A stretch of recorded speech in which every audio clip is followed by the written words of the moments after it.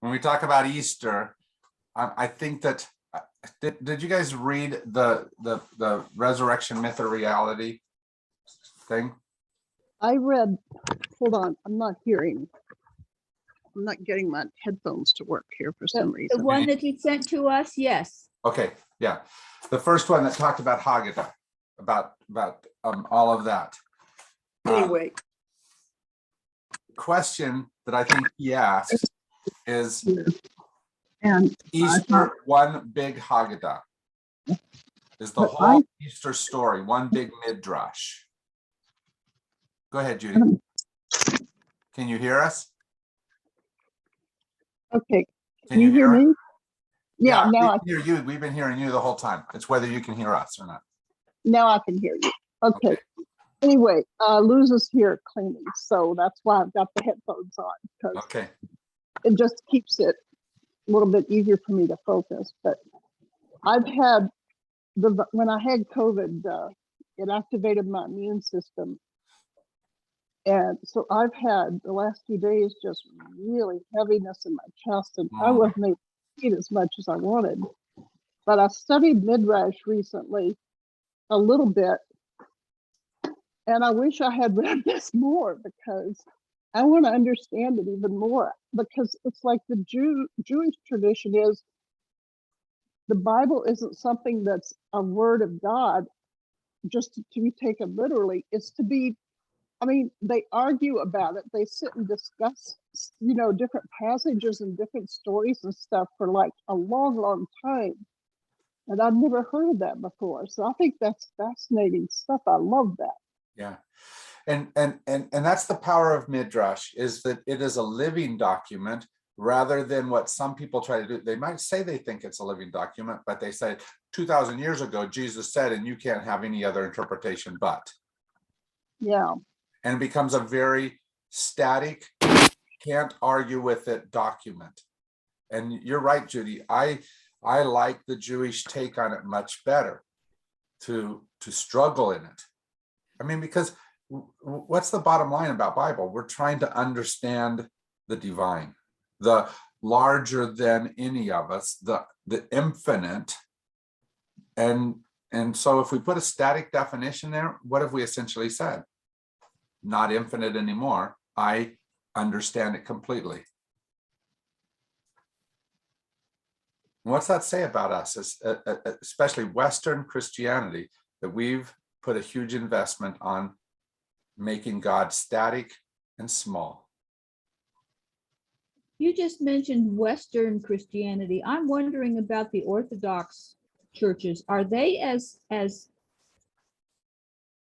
rigid? They're rigid, but in a different way. They are much better at sitting in the mystery of Christ.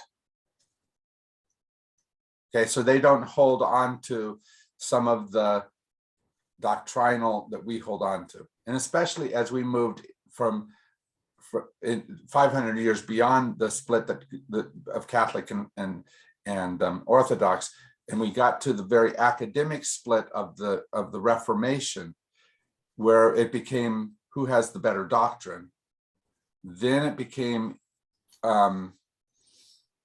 even more different, right? Not that Orthodox Christianity doesn't have some of the academic there. I'm not trying to say that, but we put a huge investment on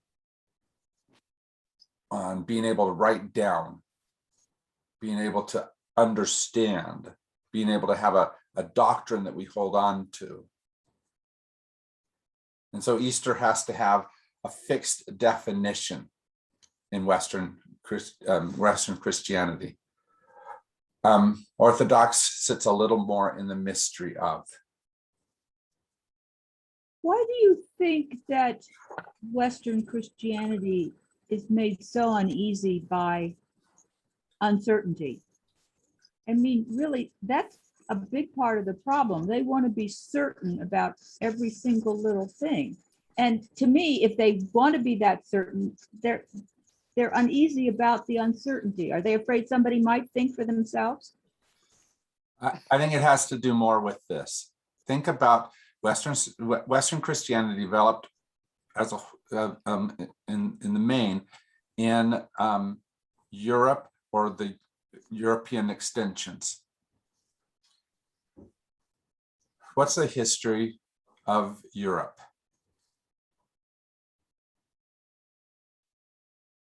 Just a broad stroke history of Europe. It's a battle between this group and this group, and which one has dominance. Constant. It's constant a constant conflict, and who's the winner, who has control, who gets to say.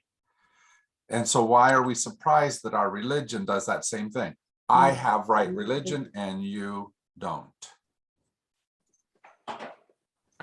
That's what I think it is, Pam.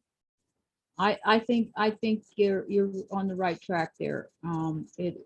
When you think about the history of Europe and most of us coming out of that history of those battles and who's won this war, and then 50 years later it flips the other side, and it's always it's never just about property. Yeah. And the hard part is that very often those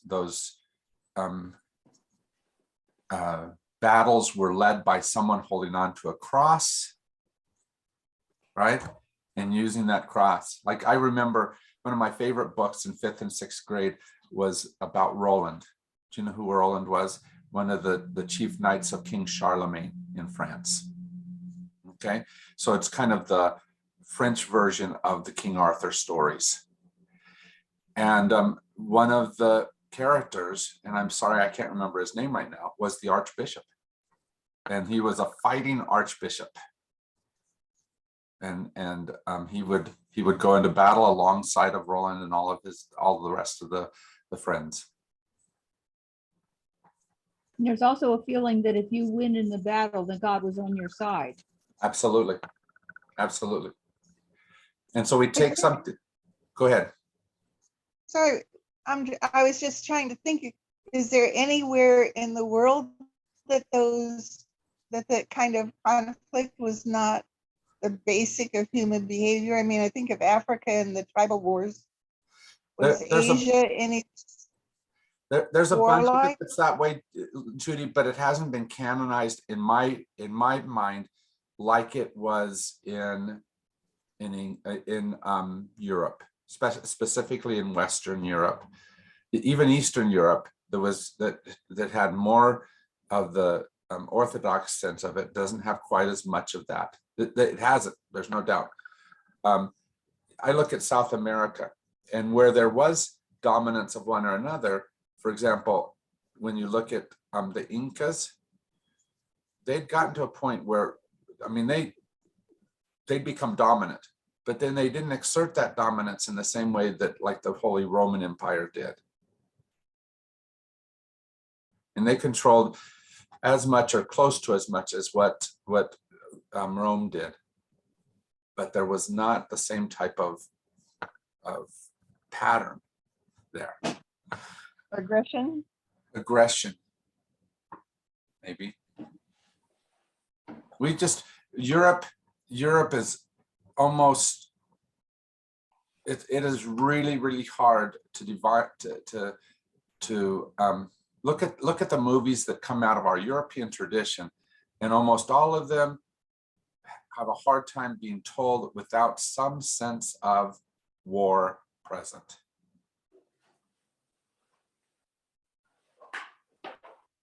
Conflict between this nation or that nation.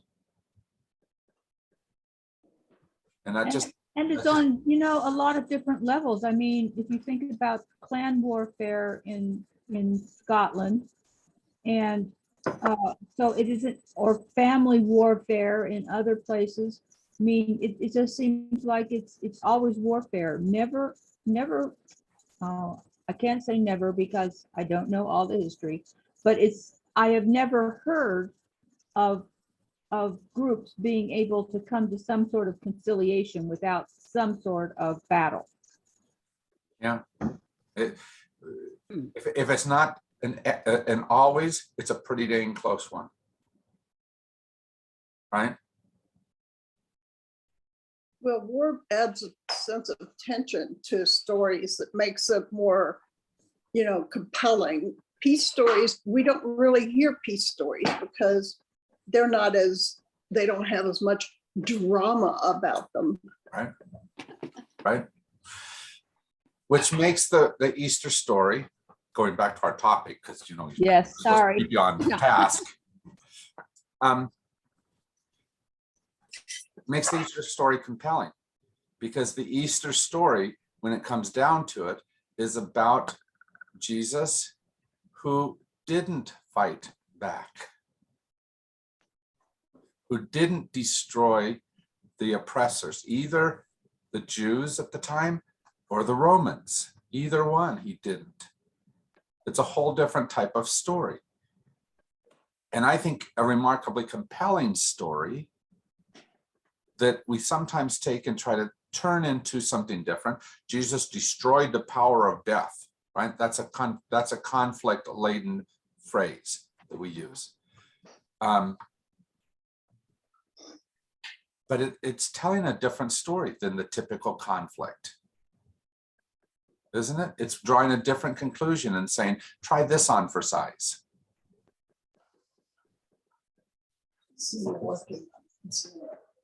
And the power of it is that it's made huge differences, hasn't it? The Christian story has changed European history, has changed the European story, not completely, not wonderfully well, but it's made it different than what it would have been without it.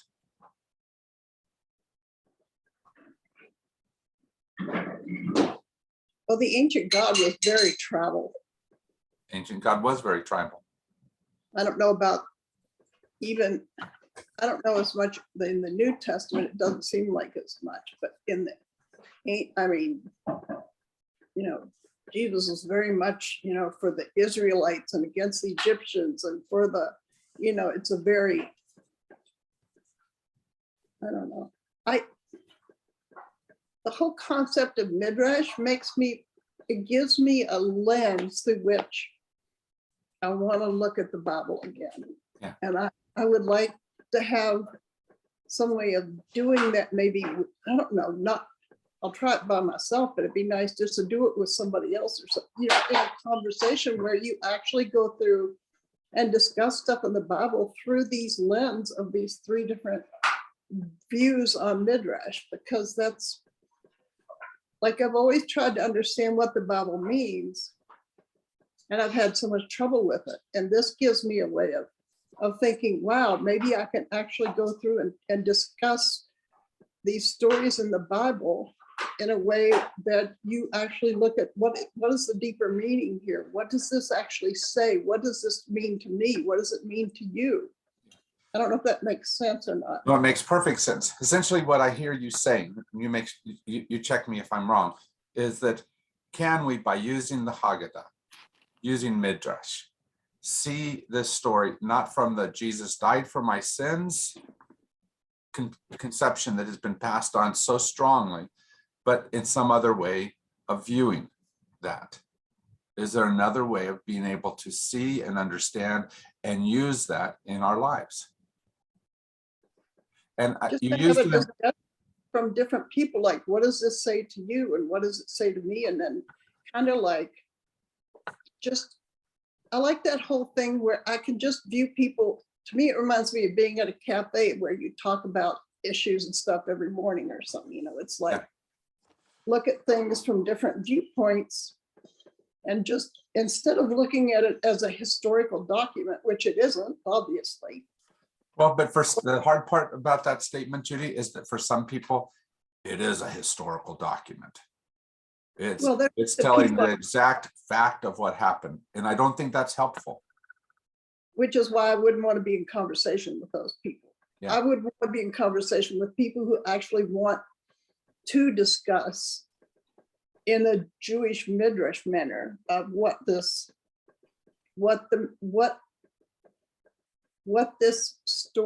Bible is actually, what wisdom does it impart to us, I guess is what I want to know. That's why I'm glad that he puts this in the lens of opthe, right? Ophthalmology, of seeing, right? How do we use this to be able to see differently? And the important thing about Midrash is it says, let's look at what has been told in the past, bring it into some space in the present so that we look towards the future differently. That's the whole purpose of Midrash, is to try to put us into a space that's different than what we would be without it. And if And I've we, never heard that term until I read the book recently, inspired by Rachel Held Evans. And she talks about that whole concept too. That's the first time I'd ever even heard that concept. yeah. But see, what you're talking about, Judy, and the reason why we don't easily go there is because that's more uncontrollable from a pastoral point of view, right? That's that storytelling, that opening up might take you in a whole different place than what it takes Pam. And both of those places might be scary for me to go to. Right? And so do I, pastor, control you by telling you the right answers? Or do I empower you by letting your stories lead us all further than what we would have gone without them? So isn't that a similar concept to what we're going to be doing with Living the Questions? Yes, absolutely. Do we live with answers, or do we live with questions, is essentially what we're talking about here. And do we let you go and answer some completely different question than what matters to me, and not be worried about that you're wrong? Instead, churches have often said, no, let me tell you the right answers to get. We've been really What was good at that that, you haven't we? were talking about, Judy? I didn't understand. What was Judy just talking about? Well, we're going to start on Sunday. We're going to start the Living the Question series in adult education. Okay, so at 10:45, you know that series? No. Love it. Living the Questions.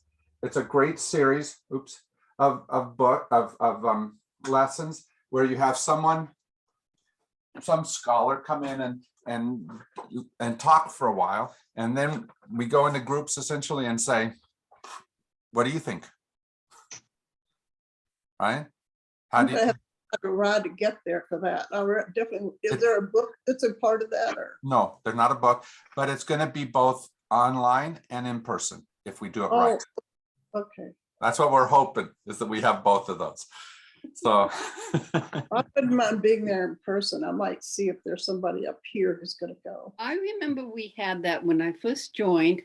Yeah. It was a summer series, and it really turned me on to St. Francis yeah, because it was the small group discussion, the open discussion about what religion was. I mean, it was real interesting dialogues that we had, yeah. and I remember it so well that it turned the thinking brain on for me to what religion and all this was about. Yeah, it So, broadens the definition of what religion can be, doesn't it? Yeah. The So hard part is that we got to deal with the fact that Martha comes to whole different conclusions than what somebody else is going to. yeah, But that's what fascinates me. That's the part I love, is being in that. I mean, to me, that's what explodes my brain, is when I listen to somebody else's interpretation.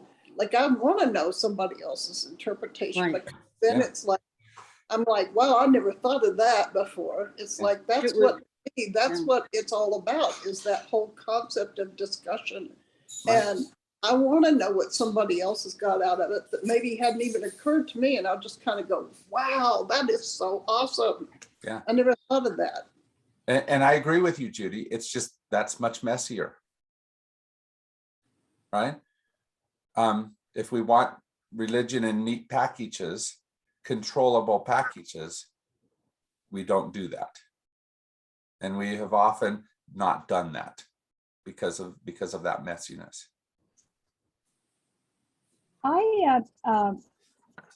in my reading in Spong and each of the subjects we've gone through, I guess my feeling is that the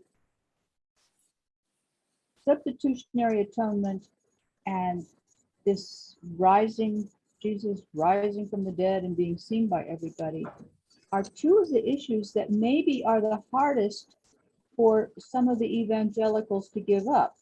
I mean, I think that that even virgin birth is easier to give up Yeah. than those are. Yep. Because, well, we're so agreeing Jesus died for our sins, but even the resurrection, and I struggled with some of what Spong said about when he was sort of saying, well, this doesn't mean this, and I'm going, well, it does say that. But when in the part where he was talking about Paul and what Paul actually said, and of course he was the earliest writer that at least expand at this point, I suddenly got this thing about Avatar. Mm, And when she says, I see you, meaning I know you. yeah. And I'm thinking, that very much could be that whole feeling that he's trying to get across is you see someone, but you're not seeing that physical person. You see them because you suddenly see them in a new light, maybe the way to look at it. I see you in a new light. Yeah. Is all I see the wart on your nose, or do I see something different than whatever that flaw is that I perceive in you? And you're right. I love Avatar because of that line as well. That at the end, even while he's garbed one way, she sees the essence of the person she knew looking very different than that. Yes, and very much explains some of these vision stories that came later on. Now, of course, a lot of them I think were used like the virgin birth. The church used it to give more strength to their message. Uh-huh. But you think that there must have been something going around that people were saying. And I think that may very well be that they were understanding Jesus differently, but the words got all fouled up. Well, but there's also reasons why we foul up those words. Bishop Spong is very clear. Resurrection is not resuscitation. No. But why is it that we like it to be resuscitation? Because we all like have miracles. and we all have somebody we would love to bring back. We all have somebody that we'd love to still be alive in the same way they were before. Somebody we'd like to give a hug to, someone we'd like to see with our own eyes, right? In physical form in front of us. And if God gives us physical miracles, then we know that our God is right. Yeah. Yeah. And so we easily slip into simpler answers. And at least part of what Bishop Spong was trying to say here is that death, which has such power in life because it ends us all, death, which puts grand walls and doors around us, doesn't have the final say in things. So I think about a couple of my heroes. Dr. Martin Luther King was killed when I was a boy. I was about 9 years old when he died. I didn't understand him at that point. But thank God that other people wrote, taught about him in ways that essentially his resurrected form was able to come back to me and teach me and become real for me in ways that I couldn't have captured as that 9-year-old boy who heard about the event but didn't know. So he lives on today. Why? In a resurrected form that somebody has worked hard to continue to speak. And his words live on. His words live on. That's exactly right. All of that, I think, is what is meant by being able to see anew. That opthe, that idea of living beyond. But I have that with my Pop Pacer.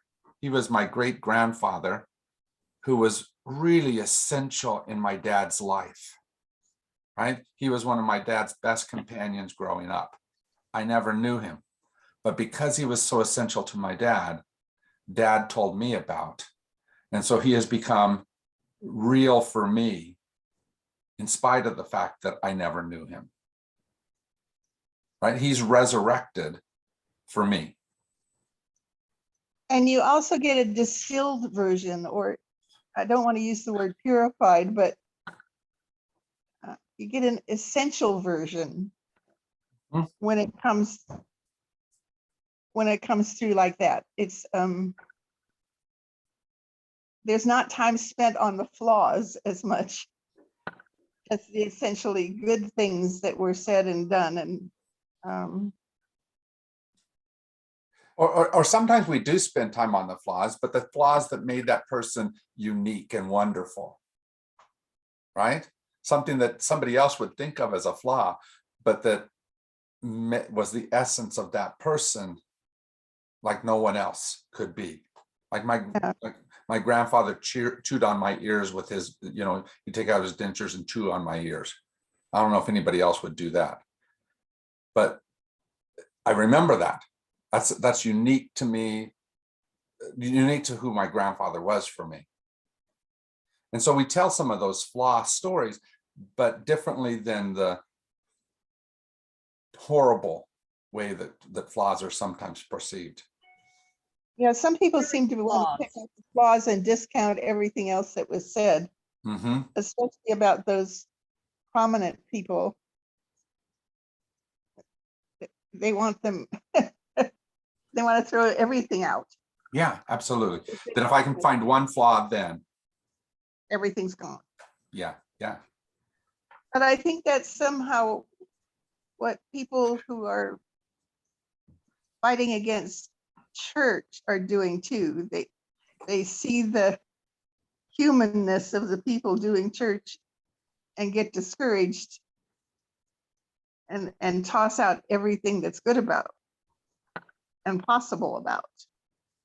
Mm-hmm. Mm-hmm. But we do a whole lot of that type of thing. But that's going back to that conflict stuff that we talked about before, that there has to be a singular, clear winner, that there's only one way to be able to do that. And so what Judy's proposing in having that ongoing conversation is an important one. How do we continue to see very different ways of viewing the same scripture? How do we continue to take that past showing of light and bring it to the present in order to shine light again here?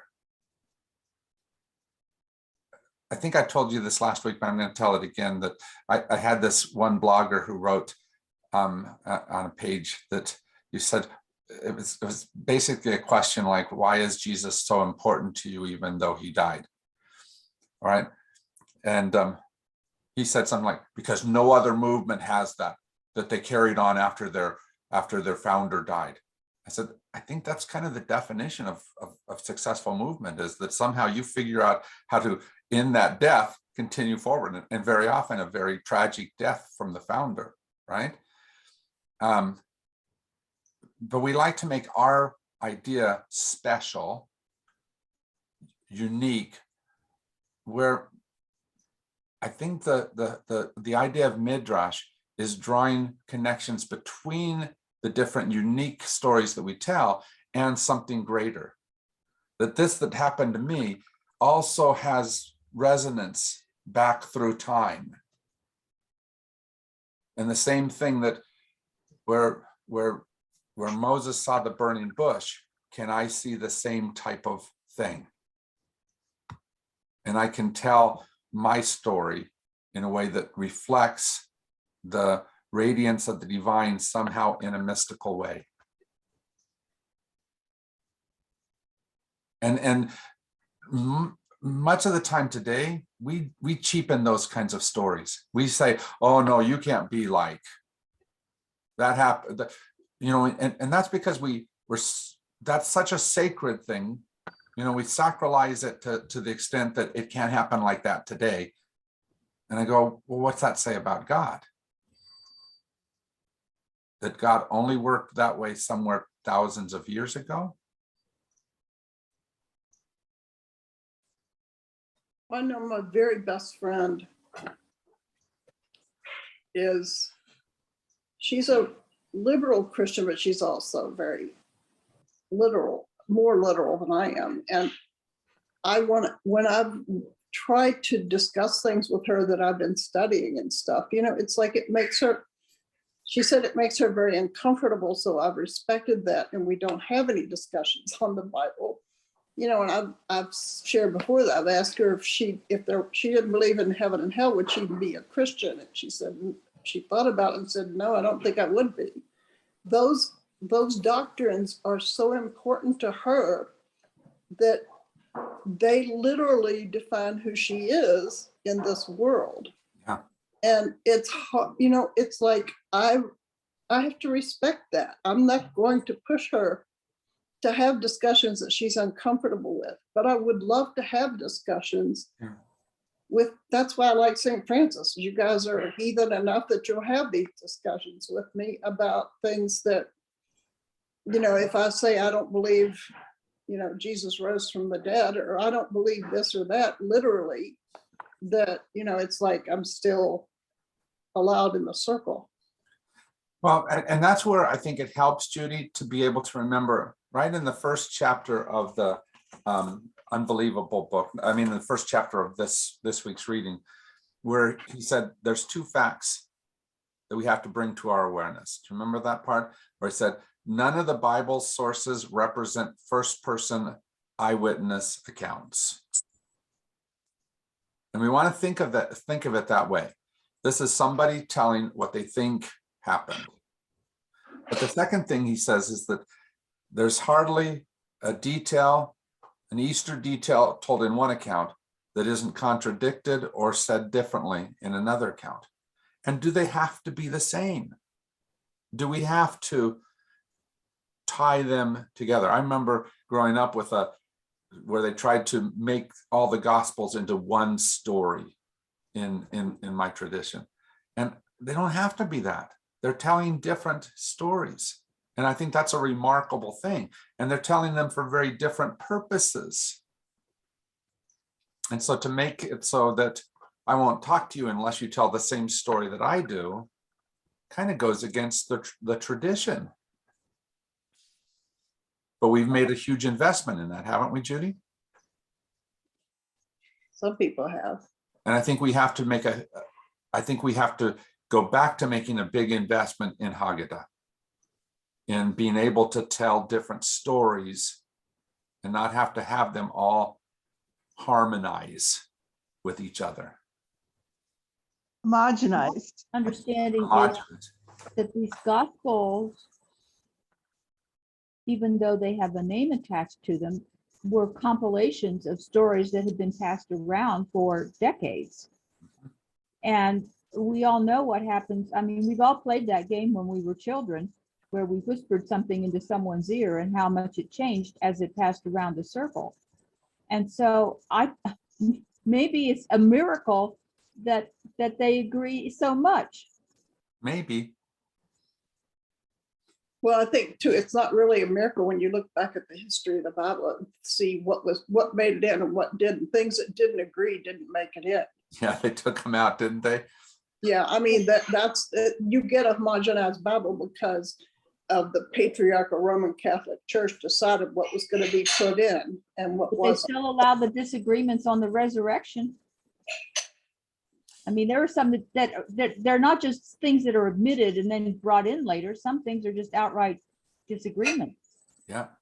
And but what I think also happened, Pam, is that there have been bold people throughout history that have said, I know that's what you say everyone believes, but I'm going to choose differently. And the hard part is that oftentimes that has meant, oh, let's excommunicate you then. Yeah. Or burn you at the stake. Let's burn you at the stake. Or excommunicate you, do whatever. I mean, and burn all your teachings and all your writings, bury them, and it's just, when I look at the history of what like, I always wanted to know why did these books make it in the Bible and other books didn't? Who decided all that? Mhm. And the more I've learned about that whole process, the more it's like, no wonder the story is what it is. Yeah. You know, and the hard part is I get why there's this narrowing that happens, in that if we're going to have a discussion, it's easier to talk somewhere in the same range of things rather than the broadness that can happen, because it's hard for any of us to sit in this hugely broad space and understand it all.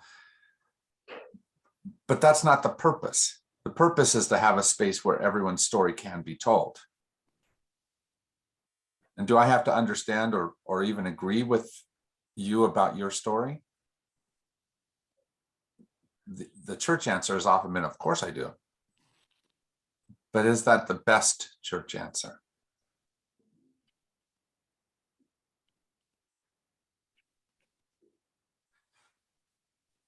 So the question I would ask is this. What raised you to a new dimension of life that made it so that life was different than it had been before that time? What's helped you to be able to see this world in ways that weren't true before that? Because I think that for me, I look at the experiences where I would answer that, this, that caused me to suddenly see things or be different than see things differently or be different than what I've been before. Those are the essence of gospel to me, because of what they meant to me. Your experiences might be completely different, but the reason why you remember them is because they changed you. They were the resurrection moments for you, because what was life before and what is life after those moments is completely different, isn't it? For me, it's reading. Books have opened up, have changed my world immensely. Also, YouTube. I mean, like these people that have written. I mean, you can see Spong on YouTube. There's a lot of things on YouTube. You can watch lectures and stuff that there's just, and taking classes online, different things. And I mean, if you're curious about the world, then you're going to be changed every day anyway, no matter what. Well, yeah, I think that's true, Judy. The hard part is that we do a whole lot to listen to the same. We do a whole lot of work in listening to the very same story over and over again, and not be changed by it, and act as if I'm changed. Oh, that story meant so much. Now I'm going to be better at what I've always done. Not be led down a new way of being. Where it's according to the purpose you read. It is according to the purpose you read.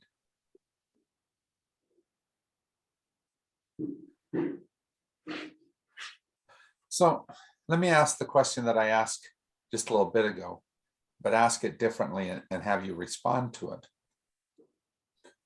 What is it about life as you understand it that takes that makes death relatively irrelevant to you?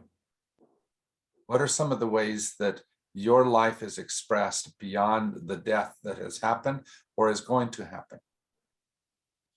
Judy, at least part of your answer might be what you just said, books, where somebody's wisdom, somebody's knowledge, somebody's stories speak beyond whatever death there might have been, right? That author might not be alive any longer, right? But their words continue to speak. So how about for the rest of you, for all of you, what makes death irrelevant in your life?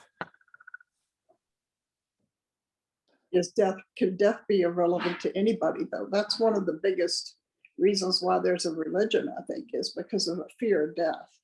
Absolutely.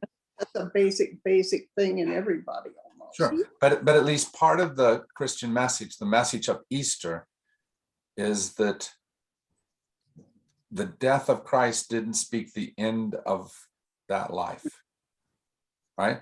That death was less relevant, at least, than what the Roman executioners and the Jewish powers that be had in mind.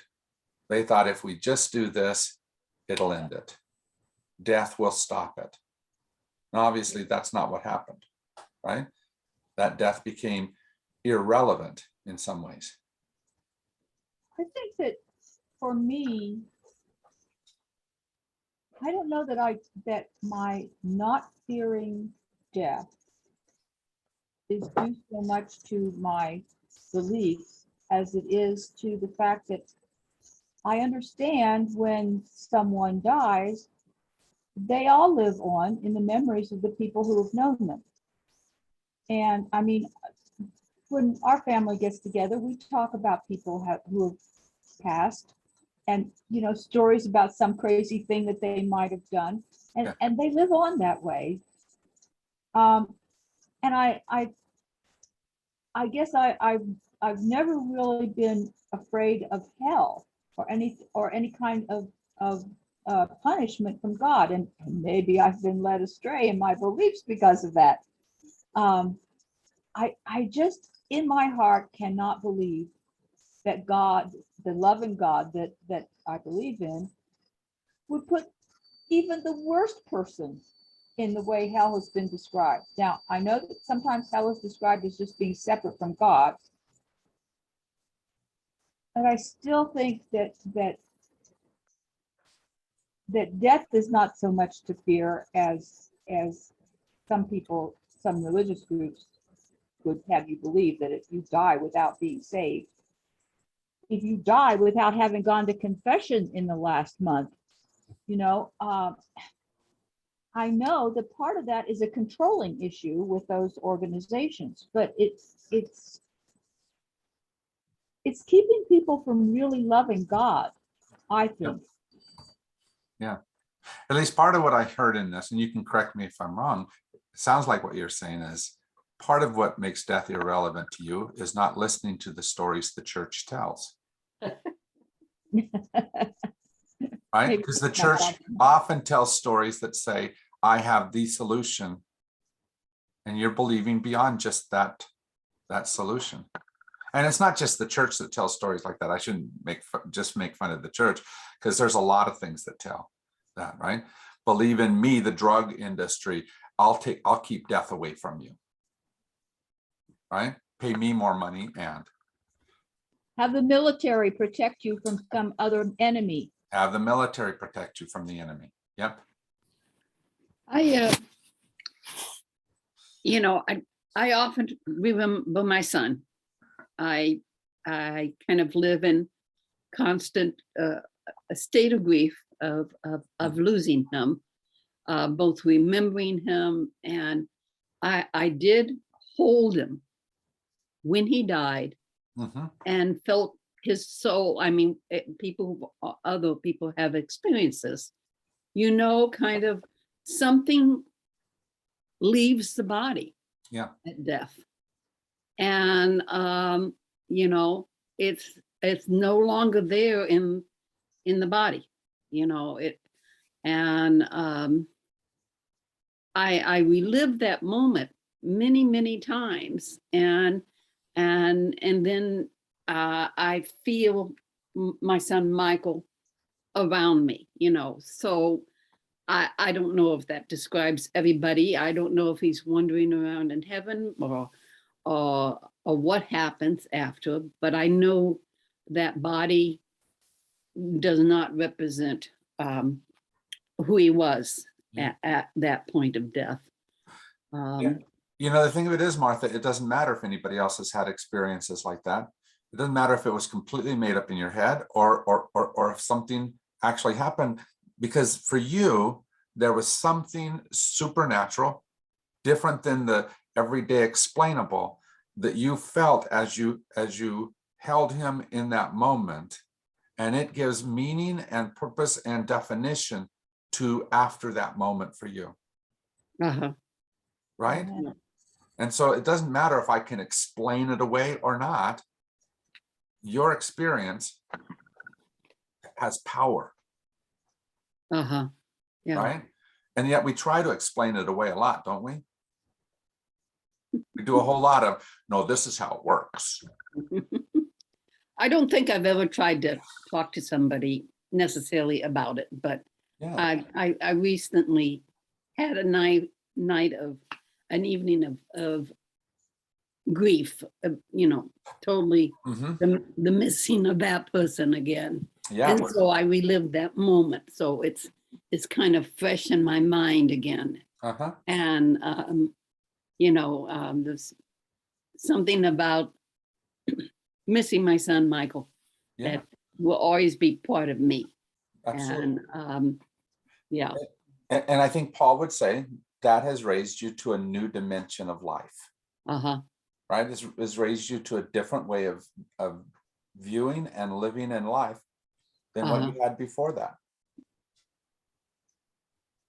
right? yes. Mhm.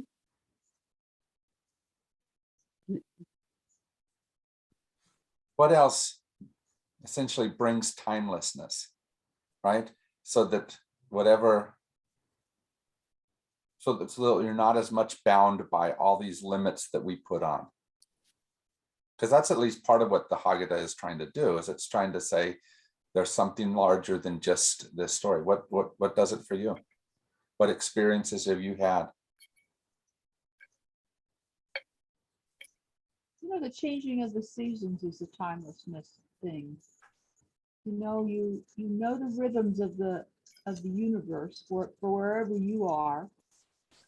And even though time is going on, you still know that season will repeat in some form or another in the future. Yeah, yeah, Unless, of course, we all get hit by an asteroid. yeah, But which yeah, could happen. which could happen. But at least even in that, you can tell the cycles of, for example, the asteroid that hit at the Yucatan. It didn't end life, it just ended life as we knew it. As it was known, yes. That's right. And it set the stage for something else to emerge. As they said in Jurassic Park, life will, I can't Go remember out. the exact phrase, yes. Yeah. Life will find a way.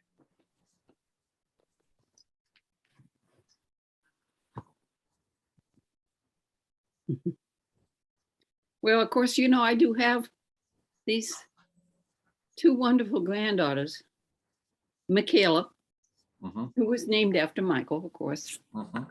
and Lucinda.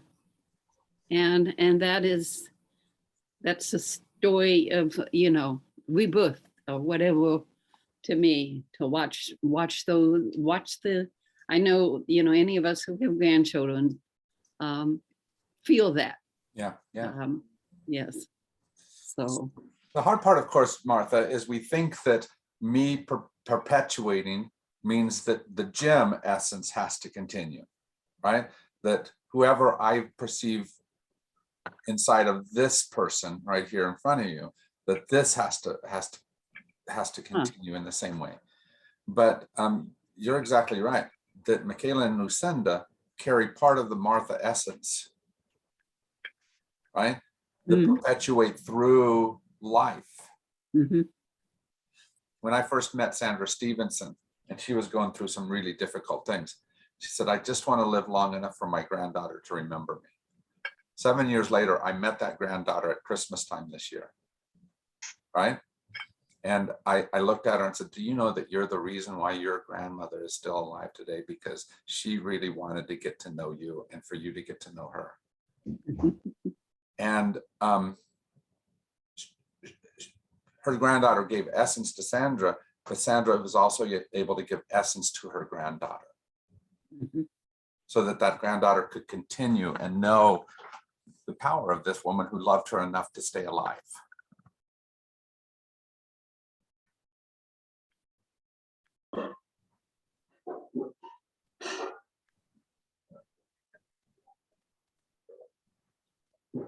even people who don't have children or grandchildren, though, I mean, they, unless they're totally, a hermit somewhere who has no contact with the world, there's a part of them that exists out there in their meeting with other people. The hard part, though, is just in that statement that you made, Pam. You point out one of the things. We often say something like, if you haven't had grandchildren, then you don't leave anything behind you. There's nothing to carry on your name. You do all kinds of things like that that say that believe in the way that death can end things more than that we perpetuate beyond all of those things.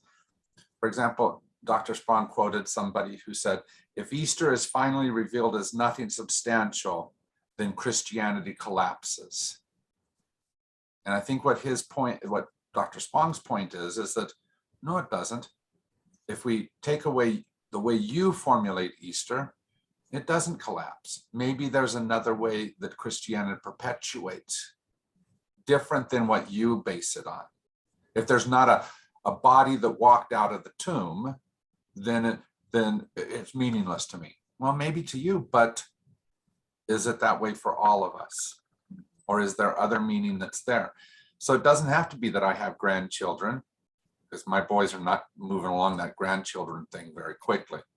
I may never have grandchildren of my own, but I've held a whole lot of adopted grandchildren.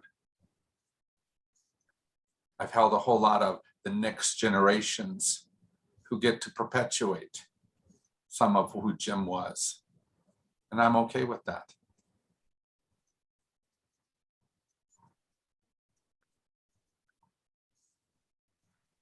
We're close to the end of our time here. But the question is have we exhausted resurrection? Do you want to talk about it another week? Because there's plenty more we can say. Or do you feel comfortable with what we've done so far?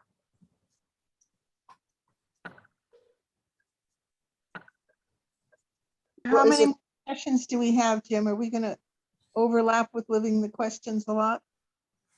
We're going to overlap quite a bit. We have kind of the way I set it up. Oh, where is it?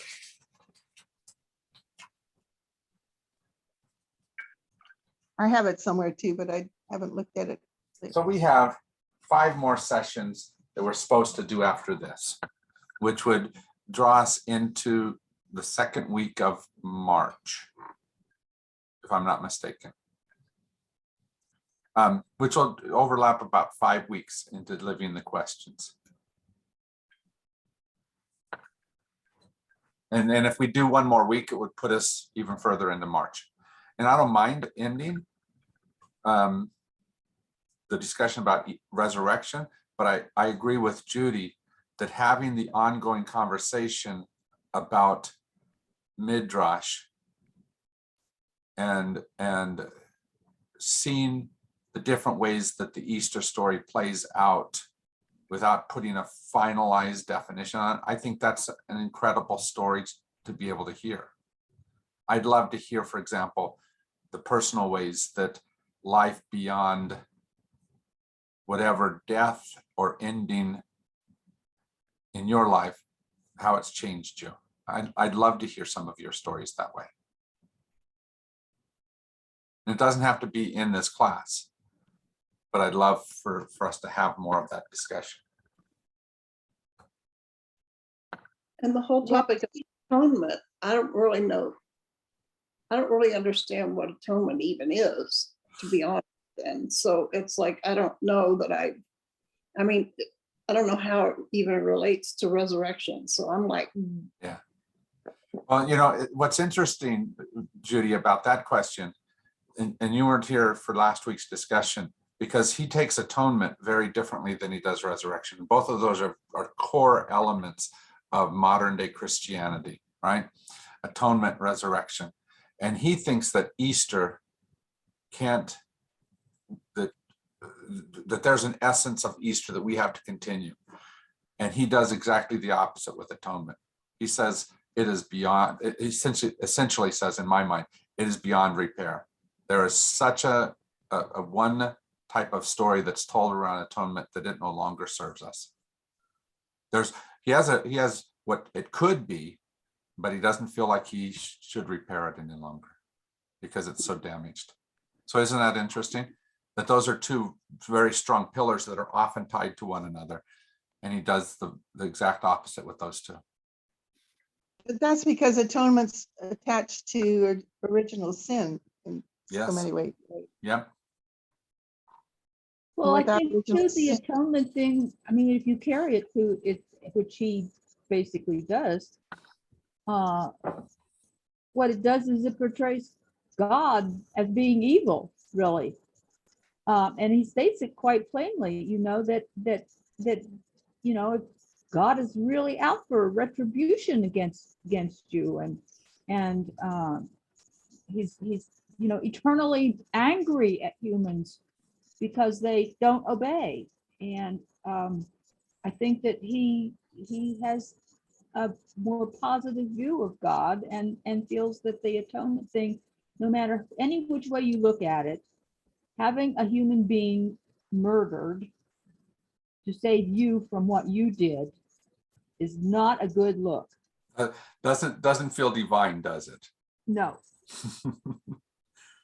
So I'm going to make a decision that we'll continue to talk about resurrection and Easter next week. Now we might get into the ascension passages. Okay, there's only one chapter for ascension, so read that chapter, and so maybe we'll blend it into that, and so it'll be kind of like week 9.5 or whatever.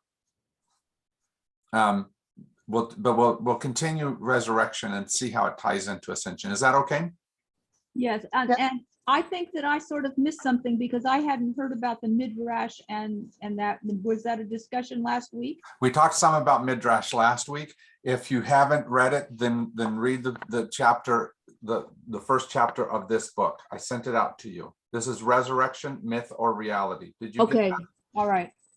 Yeah, I also sent you the fourth chapter, which is about how Paul views resurrection, and it's also very good. So both of those are good, but I think that the sense of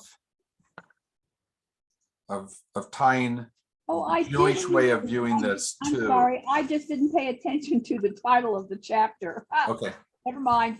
okay, I did read them. all right. Any last words? All of you have a great week. All right, take care, my friends. All right, bye-bye. Bye.